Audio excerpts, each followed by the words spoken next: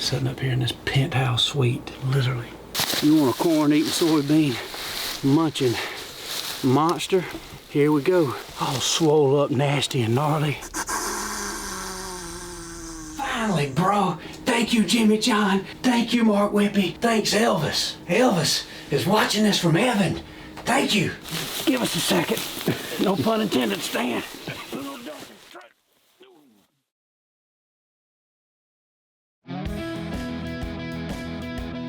Bring it. Those are some green chilies. We got some green chilies going on top of these beautiful flat top, old-fashioned Jimmie John cooked homemade cheeseburgers with 2 pieces of cheese. Look at that, baby. Oh yeah.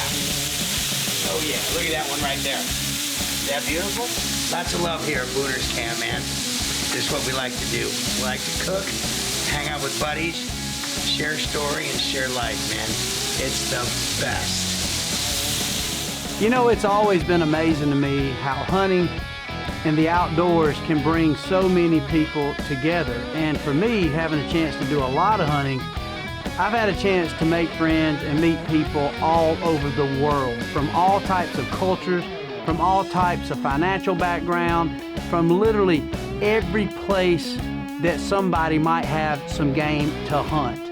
But now let me introduce you to one of my new friends, Jimmie Leoto. Now, y'all gonna know Jimmie is Jimmie John, that had a very successful sub shop, some of the best sandwiches and freaky fast delivery. Who I got to know was not just a successful business guy, but I found a devoted outdoorsman, conservationist that is eat up with hunting as much as anybody that could be watching this show right now. And he ended up inviting me and a couple of his friends up to come hunt and spend a week in the rut in Illinois at a place he likes to call Booner's, right there in his backyard. Let me just tell you, Jimmie John loves to hunt every bit as me, and we had one heck of a week, and we want to show it to you right here. Illinois was the first place I ever went that was out of state that I'd read about and wanted to come, and then to come up here and hunt in this area with my buddy Jimmie. And to hunt, I've always wanted to hunt with Mark Wimpy as well, because he's killed a bunch of big whitetails, so to see the strategy, how they lay things out. Right now I'm in like a whitetail class 101, but not only am I going to class, I get to exercise, you know, an opportunity to maybe shoot one if it pans out, but a lot to learn. You know, you always learning. Life is a journey, man. You're always learning, and when you're around successful people and people that have got a magnifying glass out and focused on to becoming better at their craft, yet humble enough to know they still don't know it all, it is not only fun, but oh my goodness, it's just exciting. Welcome to the promised land. Redneck getting into redneck.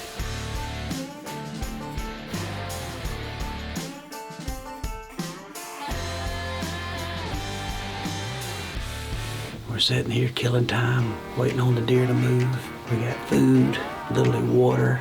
The does are coming in the heat, are the ones that are not coming in the heat. These bucks are making sure they're not, so you kind of feel anxious hunting here because you never know when, where. But the way it lays out with this cut corn and different barriers and the way he's got it where you can get in and out, you just know that if one comes out, there's a highly good chance that you're gonna get a shot. I got to warm up on a coyote, so smoked him. If I jank it up, that coyote proved that I should have hit him. I ain't got no excuses. So here we go. We'll try to make Levi Morgan proud sitting up here.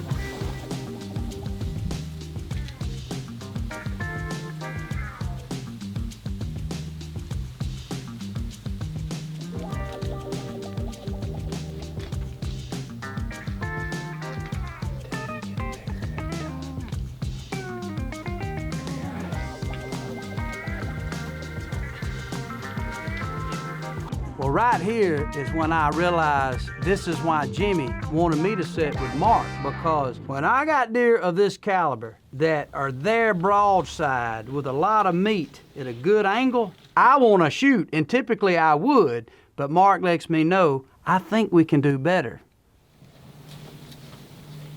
Yes. Did you get it? Yeah. When it comes to hunting whitetails, and when it comes to whitetail knowledge, This trip was giving me an opportunity to spend a lot of time with Mark Wimpy, which, if you don't know that name, Mark Wimpy is a resident of Illinois. He has mastered the art of manipulating and putting tags on huge, free-roaming Illinois whitetail. And so that's why Jimmie John actually is working now with Mark to help him to not only hold in big deer, but have an opportunity to fill the tag. And Mark definitely has the knowledge. He's shot a lot of world-class whitetails. He's also worked with some of the greats in the industry, people like Stan Potts, Pat Nicole Reeve, Tom Miranda. He's very humble, and he's definitely got some secrets that he has helped dial in, ways to get tags on these big deer. So I was happy just to be there to spend some time and to learn from Mark. So, not many times do you do this or get an opportunity to hunt in a stand like this. But that's our deer stand right there. It looks like a house or a barn. If there's a redneck blind, this is the sophisticated black tie redneck buck blind. It's nice.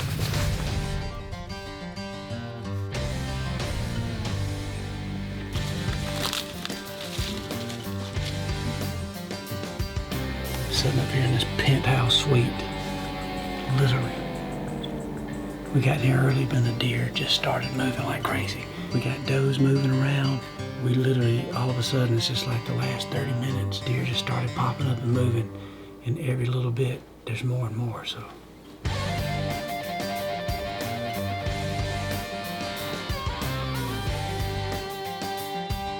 And sure enough, just like we had wrote a script for this, we looked down in the timber's edge, and there is this big, huge, gnarly 10 working scrapes and being a monarch and literally just owning the place.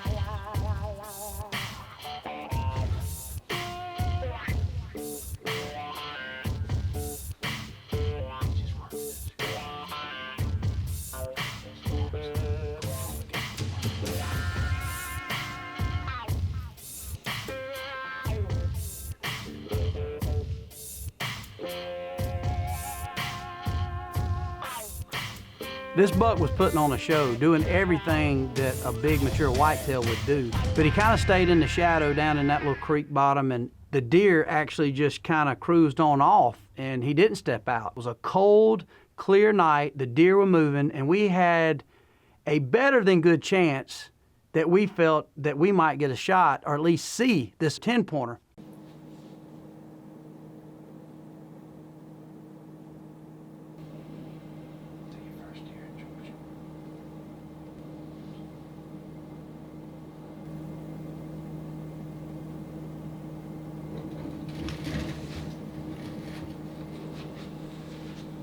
Well, we had lost the decoy, and the sun is starting to set. We're losing light. We'd seen some good deer, but it was over, and we're starting to get ready to get our gear up. We look over to the left, and lo and behold, the big gnarly 10 has stepped out into the edge. This deer is quickly kind of heading back north, and I decided real quick to give him a snort wheeze, and he turned on a dime.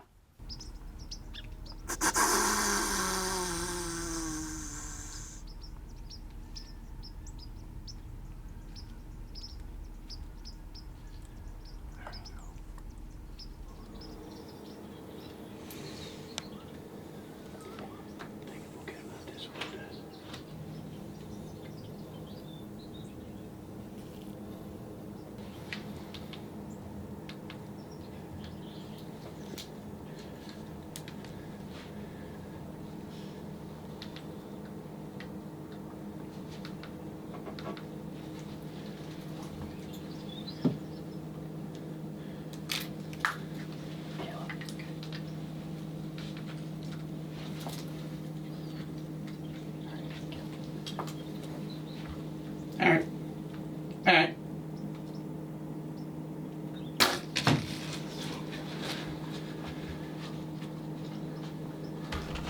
Perfect shot. Good job. Perfect shot. He's going down. Yes, yes, yes. I don't even know where to look. I'm in the condo. This is like the Illinois condo suite. Yes, Finally, bro. Thank you, Jimmie John. Thank you, Mark Wimpy. Thank you, Willie. Thank you, everybody. Thanks, Elvis. Elvis is watching this from heaven. Thank you. Excuse me, I need to put my boots on.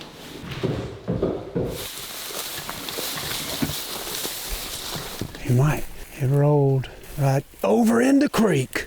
He's underwater. Look at this. What is... Gave him a bath. Nobody would believe it. Oh my. Are you kidding me? Are you kidding me? Mark, that's a stud, son. That is a absolute Illinois pig of a deer. Pig of a deer. He's a heavy sucker too. Grab one side, Mark. Let's see if we can muscle this thing. Me and Mark got to be the old man of the hunting industry, but we will still do what it takes to muscle out a big old Illinois buck. We might. Give us a second. No pun intended, Stan. Uno, dos, tres. Uno, dos, tres. Torse. Oh. You want a corn-eating, soybean munching monster? Here we go. All swole up, nasty and gnarly. Got that witchcraft coming out there like a, I don't know, pterodactyl claw or something. People can say what they want to. Oh man, this and that, and where you hunt, public, private. You know, if you're chasing trophies or chasing a 6-pointer. And for me, I love to shoot big deer. I love to hunt deer. I love just to hunt, period. But if you ain't doing it with fine people, and if you ain't doing it with people that can celebrate you, and you can celebrate them, and you can do it with positivity, and you strip away the negative, it ain't no fun. And this week, I had a chance to hunt with Mark Wimpy, who I have a lot of respect for, and I'd always wanted to pick his brain about whitetails. And Jimmie John Leotoad invited us up here to hunt. Y'all might know him for the sandwich chain, but a lot of people don't know what kind of man he is. He's gracious, he's giving, and he likes to celebrate the outdoors. Oh Lord, I ain't got no turkey tag on there, do I? You know, honestly, I came to hunt with Jimmie just from the shallow approach, a really good spot to hunt with a good friend that I knew that would treat us well and give us a lot of laughter. But when I left Illinois, it was a complete, deep realization of the man that Jimmie Leotoad was. We had a chance, or I did, to sit down with Jimmie on our podcast and to talk to him not only about business and the American dream, but also his passion for hunting and how he gives back so much anonymously to different game and fish departments, whether it's through governor's tag or helping the sheep herd. And I was blown away and had a complete newfound respect for this new friend called Jimmie John, Jimmie Leotoad. 20, 30 years ago, the Foundation for North American Wild Sheep did a fundraise through these bighorn, through these tags that we're talking about, and they did a sheep transplant where they took sheep from Montana and they put them at the Taos Pueblo, New Mexico Indian Reservation up at 14,000 feet. They proliferated so well that they moved down the mountain, across the valley, down in the Grand Canyon, and another whole herd established in the Grand Canyon. And now they got this huntable population of sheep. And during the rut, what was going on, Michael, is the sheep are running across the highway getting hit by cars. And they said, Jim, we've got an emergency right now. Is that a Waddell subspecies of sheep? Because I got like 5 or 6 kids, so I know something about expansion. You know something about expansion? Yeah, there you go, buddy. So now these sheep are across the highway. It's the Waddell. It is. It's the Waddell. They're doing what the Waddells do. It's the Waddell species. So anyway, so they said, we need a fence now. So I paid and I built 2 miles of fence on both sides of the highway. And then every quarter mile or third of a mile, we did a tunnel. And then we put alfalfa hay in the tunnel once I built the fences. And we drew all the wildlife through. The sheep are going back and forth. They're all trained. They're going through the tunnels. And I just did that. Now, I'm not a Pollyanna, but I did it because I want to take care of this wildlife and I want my children to be able to hunt sheep. And the hunting at the Taos Pueblo Mexican Indian Reservation is incredible. In the meantime, I hadn't heard one story about PETA shelling butter beans on the porch and giving them to the homeless. Not one story. So to see Jimmie in his element and his excitement around hunting, you realize that there's an equalization and there's something that brings us all together, that makes us all alike. And when everyone does that, enjoys what hunting's all about, it'll be around forever and for years. So you can go hunt a sheep, you can hunt a deer, and you can hunt a turkey, so can your kids, and let's pray your grandkids can too. That's what hunters do. That's what we're about. Celebrating the positives, not the negatives. To watch more, go to My Outdoor TV.